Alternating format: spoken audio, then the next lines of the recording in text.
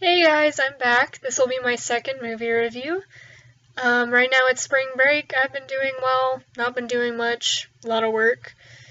But you're not here for a review of my life, you're here for a movie review. So for the second installment of this series, I will be reviewing The Last Broadcast.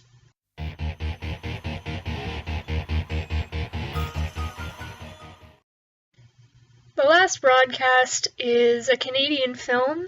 It poses as a documentary. It's not really, but it's kind of a found footage film made in 1998 by Stephen Avalos. It's about an hour and 27 minutes long. In the beginning, this film is great. It sufficiently scared me all the way through for most of it. If you want to know more about that, you can skip ahead to the part of this video where I'll be talking about spoilers, because I'll get exactly into why parts of it didn't scare me. So, the basic premise of this movie deals with a fictitious documentary filmmaker named David Ley examining the Fact or Fiction Murders, which was a TV show that was really popular in the 90s. And it starts getting really personal into his character and ends up not being so much of a documentary. So, one of the most interesting parts of this movie to me was definitely the characters. We have David Ley, who's the filmmaker, of course, and he deals with James Seward and Stephen Ackfast. And fun fact about this is that even though all of the characters are fictitious, they're all named after their actors. There's also Locus Wheeler is another character, and the rest of them are just town crew tech people. The characters, Stephen and Locus, are the hosts of the show Fact or Fiction, which, although it was a real show, they weren't really the hosts of it. I like this film a lot because it's not your typical fake documentary, because it did deal with real-life instances and a real-life show, and it did that very well. It felt very real throughout all of it, down to the way the footage was shot, the way the people acted. Felt very real, so I like that aspect of it a lot. Another really cool aspect about this film is that it's a frame story, and we see that in a lot in literature, but not as much in film, especially horror films. So we have the narrator, David Ley, and he's making a documentary, but within that documentary is the story of the two hosts of the show as well, and about how they're trying to find the Jersey Devil. So we've already got about 2 or 3 stories layered on top of each other, and I didn't even get to the part about Jim Seward. If I had to choose a central theme for this movie, it would be human nature versus the supernatural. So, for pros and cons of this film, without giving too much away, I'd say the best pro for me was that it had me scared all the way through. I was sufficiently creeped out, it was very original, and I didn't know where it was going. It's another very fun, engaging film because of that, but I would suggest watching it with a buddy, because the way the actors pull it off is very realistic, and it does deal with some darker themes. If I had to choose cons, I would say that finding out that it wasn't really a documentary was really disappointing. And I guess that could even really fall under the pro category, because that meant that they pulled it off well. It felt very real. Enough so that later when I learned that none of it was actually true was pretty disappointing. I wish I'd known that going into it. It definitely would have changed my perspective watching it. So now, of course, just like the last review, it's time to give the film an overall rating.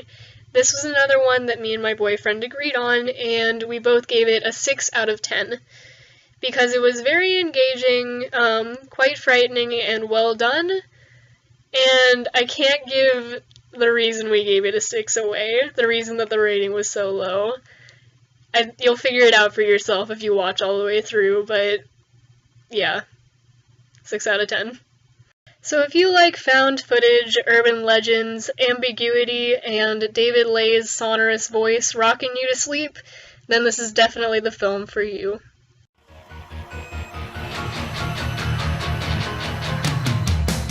So the film starts out with filmmaker David Ley about to investigate the fact or fiction murders.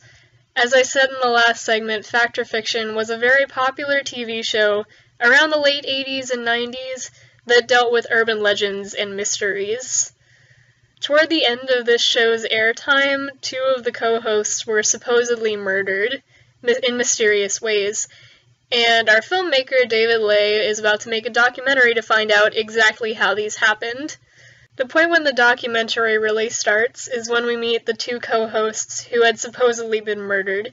Their names are Stephen and Locus, and the exposition really tells us that toward the end of the show's airing time, it got a lot of funding cuts and was slowly starting to face possible cancellation. It's at this point that one of the co-hosts comes up with the idea to actually go out and investigate a possible urban legend. And that brings us to the investigation of the Jersey Devil. So, for any of you who aren't familiar, the Jersey Devil is a legendary creature that's said to inhabit the Pine Barrens of South New Jersey in the United States. The legend goes that this woman was pregnant, and she started having incredible pain, and things started going wrong, and she gave birth to a baby that wasn't human, and it flapped its wings and flew off, and no one knows where it is anymore. There's a lot of different variations of it, and it's one of the more fun urban legends, because if you look for it online, you can see a lot of, pictures of it that people have taken throughout the years, and it's a lot of fun because there's not very many stories about it. So I think that was a good choice on the part of the director's personal opinion. I like the setup of the film a lot from the very beginning. As I said, it's a frame story, and we don't get to see that a lot in film, and those can be greatly executed, and I feel like this is one example of that. Because the top layer is the director, or the filmmaker, and right below that we have the two co-hosts, and there's another layer that I haven't even gotten to yet that's really exciting. Once they decide that they do want to pursue the Jersey Devil legend, they hire two men. One of them is a sound technician who can supposedly record supernatural sounds, and the other is this man named Jim Seward, who's a psychic, and that's the third level that I haven't quite gotten to yet. Jim Seward starts having very odd visions, where he basically starts throwing fits around the sound equipment. They don't know what's going on. He starts rubbing hot coals on himself to try and wake himself up from these fits, and the others aren't really sure how they feel about him. Another reason I like this documentary so much is because all of this is caught on film. We get to see him throw the fits, we get to see him rub the coals on himself, and we get to see the people's reactions, and they're very realistic. So definite props to the actors, props to the director, and unlike most found footage films that I've seen, they do a really good job of balancing, the shaky camera with actually getting everything recorded. So, long story short, they all go into the Pine Woods to go look for the Jersey Devil, and only Seward comes out alive. This is one of the most interesting parts of the film because as he's the only person left alive, he's also the only suspect. So we get to see this man taken to court, taken through trials, and eventually imprisoned for these mysterious murders that we really know nothing about. One of the bodies isn't found. The police suspect that he couldn't have lived because of the amount of blood loss, and the other two have blunt trauma, but there's internal damage, but there's no external damage. Really weird. And Jim Seward says he didn't do it. And as they were out in these Pine Barrens, there's no evidence. So that's the third layer of our frame story, which then loops back around to our filmmaker and what he thinks about it.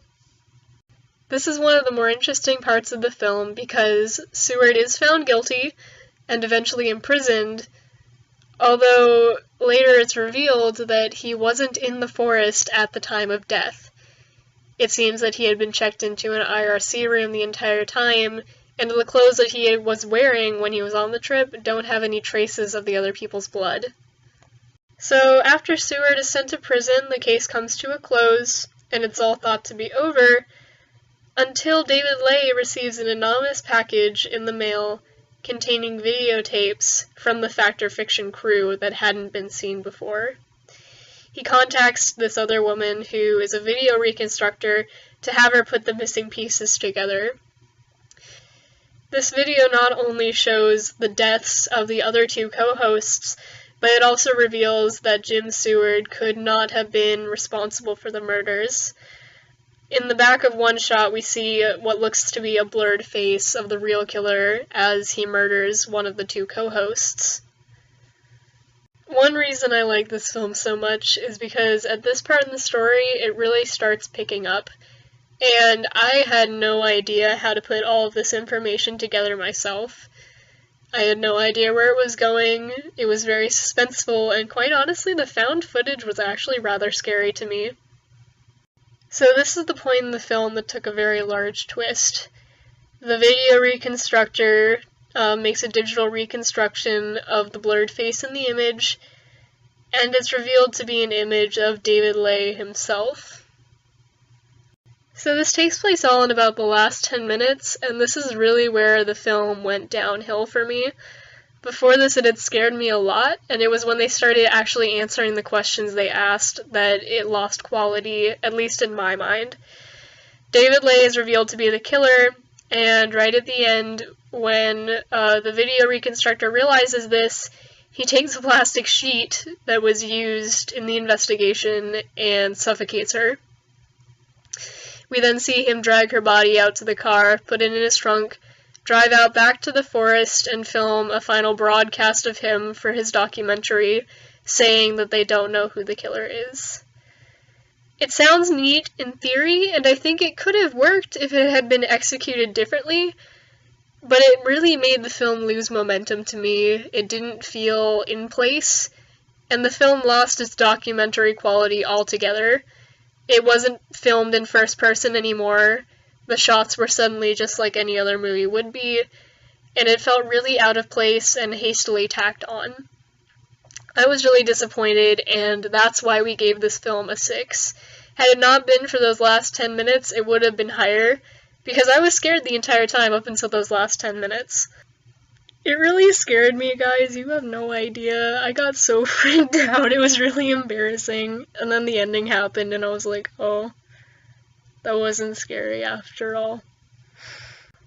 Yeah. So we do see 2 of the deaths on screen, and they're very brief and hastily shot, but nonetheless, I would have to say that I enjoyed those more than the ending suffocation. Although the suffocation was very intense and realistically done, it didn't have the same feel as the rest of the film. So for that reason, I would have to say that the deaths of the co-hosts were my favorite kills in this film. As far as pros and cons go, I would have to say that a definite pro was that it kept the suspense up, it felt real, the acting was good, and it scared me so bad up until the last 10 minutes. Cons was that the ending was almost an entirely different genre from the beginning. It wasn't what they said it would be, and yeah, that's about it. Only 2 cons, but they were very big cons.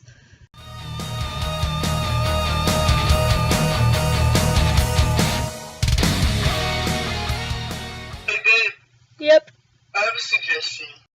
And there you go. That's my review of the last broadcast. Agree with me? Disagree? Write it in the comments. That would be great. I'd love to know y'all's opinion. And again, if you want to do me a big, huge favor, you can go follow the account Promo Horror on Instagram. Again, not my account, it's my boyfriend's. It would be great if you could go follow that. And yeah, I think that's it. Thanks so much, guys. I'll see you next time.